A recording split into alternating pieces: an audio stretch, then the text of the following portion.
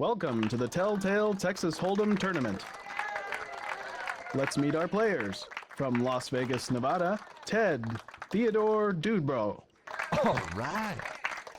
From Atlanta, Georgia, Harry Winehead. Thank you. From New York, New York, Boris Krinkle. Yeah. Loser. From Bowling Green, Kentucky, Grandma Shaky. Yay!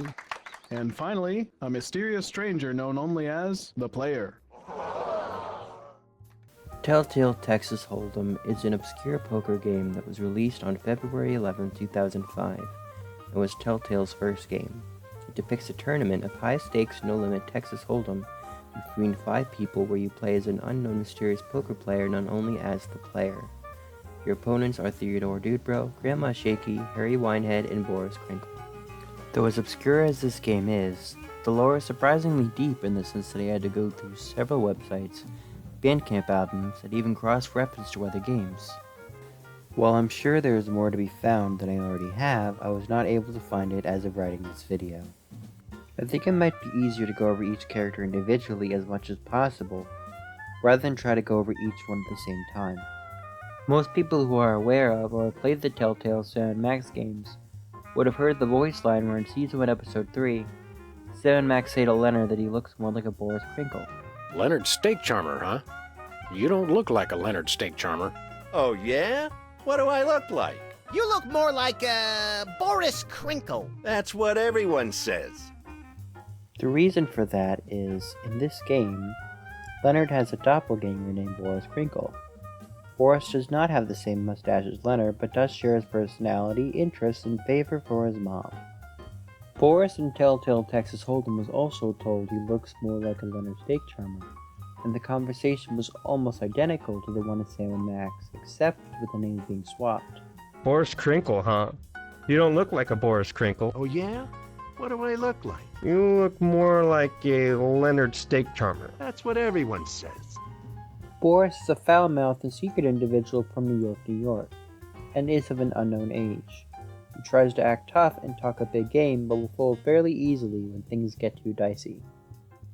It is revealed that his favorite show is Sesame Street, though to act tough he quickly changes the answer to Sopranos.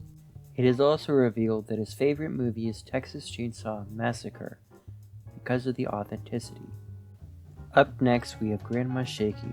She is from Bowling Green, Kentucky, is 76 years old and weighs 98 pounds. She has had 5 husbands, all of which are dead. Presumably she was the one who killed them, though this cannot be confirmed.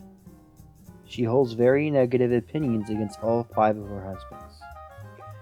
She also refuses to talk about her 4th husband, even going as far as to say that he doesn't exist. This doesn't make a lot of sense, as she mentions her other husbands as 1st, 2nd, 3rd, and 5th. How can there be a 5th if there was no 4th?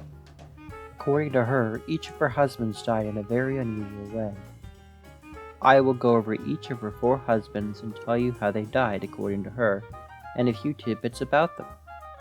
Her first husband died before putting the toilet seat down, was apparently ugly as sin, and spent an obscene amount of money on fried chicken every month. He was licked to death by your cat when it mistook him for an oversized bowl of tuna. Her second husband died before taking out the trash. According to her, he was apparently overweight and absolutely worthless. I'm not sure how her third husband died, as it doesn't exactly say. It does say, however, that he died before he could give her breakfast, which was going to be waffles. I also don't know how her 5th husband died, but he was apparently woefully inadequate and did not include her in his will. Grandma Shaky seems to only marry for money. She asks pretty much everyone at the table aside from Theodore if they're married, so she can hitch up with them, usually after asking how rich they are. As far as her poker skills go, she's cautious but not easy to scare. She's one of the people you have to really watch out for. Also, her favorite movie is something called Harold and Maude, and her favorite music is classical, like Beethoven or Rain in Blood by Slayer. Theodore Dudebro, aka Ted, is a 22-year-old surfer and college student who lives in Las Vegas, Nevada, with his mother and father, and his favorite movie is Karate Kid 3. Everyone at the tournament seemed to dislike him, as they were constantly telling him to shut up, even when he didn't actually say anything yet. Ted ran a blog under the web domain dudebro.com, covering details about his life and a lot of his interests such as poker, surfing, music, and video games. It even had an Ask Me section that was supposed to be coming soon, but unfortunately never actually became a thing. The site was shut down in 2018, and as of May 5th, 2025, the domain is currently for sale. However, the website was archived on the Wayback Machine, making it available to view even to this day. Ted mentions the website with the voice line, "Dude, I can't wait to log this victory on dudebro.com," Dude, I can't wait to log this victory on dubro.com. whenever he wins a hand.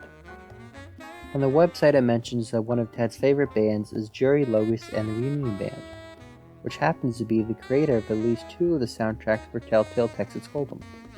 I was only able to confirm 2 of the 3 soundtracks were actually created by this band, as they only have 1 album on their Bandcamp, and the final track was nowhere in it. The other 2 tracks are though, and they're called Tiny Capers and The Sling. Both tracks that are found in the album are actually longer, high-quality versions of the tracks from Telltale Texas Hold'Em, as the ones from the game are only about 40 seconds long. I searched the album to see what tracks would match the 3rd track from the game, and even though the song Totem Pole comes close, after checking on Audacity, I noticed the audio signatures did not match each other at all. Ted qualified for the Telltale Texas Hold'Em tournament somewhere around November 11, 2004, and around February 15, 2005 he entered the tournament. After the tournament ended, he apparently went missing.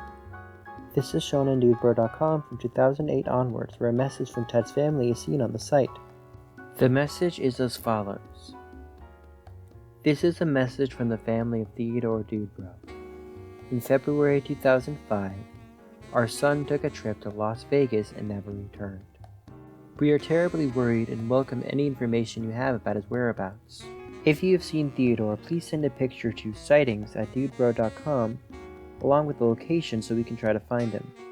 Thank you in advance for your help.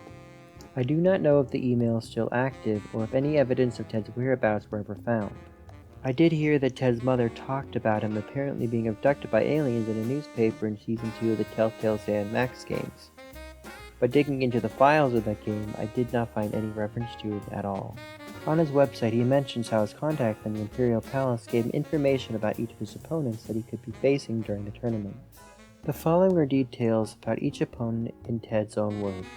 Boris Crinkle's like this guy from New York, I guess. I hear he can be sort of a bully at the table. Whatever, I've dealt with plenty of bullies in my day, and I know the score. If he starts growling, run away. Then there's this dude, Harry Winehead. Yeah, what a name, huh? Winehead. That kills me. Anyway, he's some kind of business dude with a lot of cash to blow. Sure, I'll totally take it. He's been playing poker for years and years though. And there's this little lady named Grandma Shaky.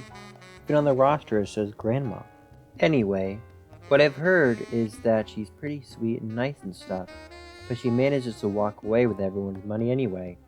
Also, something about how she's had like a gazillion husbands who were all in accidents or something. And the last person I've been told to watch out for is this way mysterious dude known only as Player. No one knows much about Player, but I hear the dude's got sharp card skills. Somewhere around March 2005, there was one last poker tip of the day message. The message is as follows. You can only bluff a smart player for so long, dude. Keep throwing in big bets after nothing, and your opponents are totally going to catch on. They'll be able to read it in your eyes, bro, and the little driplets of sweat running down the side of your face. So mix things up, dude. Always keep those guys guessing. This is sound advice for sure, but it's not quite the point I'm trying to make. The point I'm trying to make is that this message was apparently put on the site 1 month after Ted went missing. What does this mean? I don't really know, but it is interesting, isn't it? Harry Winehead is from Atlanta, Georgia, and is of an unknown age. He has a wife named Cathilda. His favorite movie is Gone with the Wind. He owns a root beer business called Harry Winehead's Classic Root Beer, with the wonderfully creative slogan, "It's Rootalicious." I'm not sure if this is a coincidence or not, but if I know Telltale, it probably wasn't. The name and profession of Harry Winehead seems to be a reference to a real-life person named Henry Weinhard, who is currently known for such drinks as root beer and cream soda. If you don't know what cream soda is, it's basically root beer with vanilla flavoring. I actually planned on buying some of this root beer for the video because I was curious to see if it compared to other brands I've tried before, such as IBC. The price of it was a bit too steep for me, however, so I then decided to buy some IBC root beer instead. I wasn't just going to leave empty-handed after staring one of my favorite drinks for the last half hour. Harry is a poker coach named Artie Flopshark, who he holds in high regard. Harry apparently signed up for a poker correspondence course run by Artie.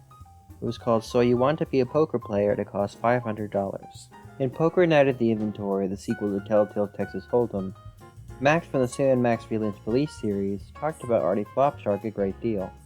Max talked about how Artie got the living snot beat out of him by another character from the Sam and Max series, Flint Paper, on multiple occasions before eventually being killed by Flint Paper for beating him in a heads-up poker match. Here are the instances as they show up in the game.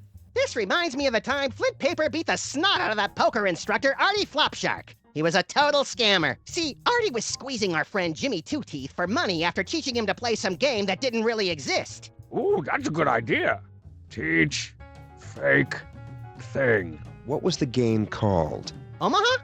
Maybe Topeka. Someplace horrible. Omaha's a real thing, Max. Well, don't tell that to Artie Flopshark. Flint socked him until he promised he'd never play or teach it ever again. Did I tell you about the time Flint caught Artie Flopshark, the poker instructor, taking money from all the tenants in the building next door to our office? No, but this floppy shark sounds like my type of dude. Flint saw Artie going door to door telling some stupid story about having to run really far or a bunch of people were going to die. And people were just handing him stacks of cash. That actually sounds like a charity thing. Then why, pray tell, throughout his entire vicious pummeling, did Artie insist he needed 10K? He didn't need 10K. He was running 10 kilometers for charity. Well, long story short, Flint broke both of his legs and beat him to within an inch of his life, so he wasn't running anywhere after that. Oh man, this reminds me of the time Artie Flopshark rigged an entire poker tournament so he could pay off his loan shark. I know of this. This is a respectable profession in Motherland. Yeah, well, over here, these scumbags have unionized. Artie said he owed the credit union a heck of a lot of bread. Did he say why? Just that they were going to put him in a bunch of water. You know, give him the old cement shoes, drop him in the bay. It doesn't matter, though, because Flint Paper got to him first. Ooh-wee, did he make him pay. Maybe his mortgage was underwater and your friend injured a man trying to keep his home. How did he rig the tourney anyway? I don't know. He won, though, so you know it was clearly rigged. A guy can't just win a tournament. Right. The misunderstandings and senseless pummeling is kind of funny, but also kind of messed up if you think about it too long. Artie was innocent, wasn't he? There was another bit of dialogue that was just saying, I feel like Artie Flopshark staring down the barrel of Flint's fist.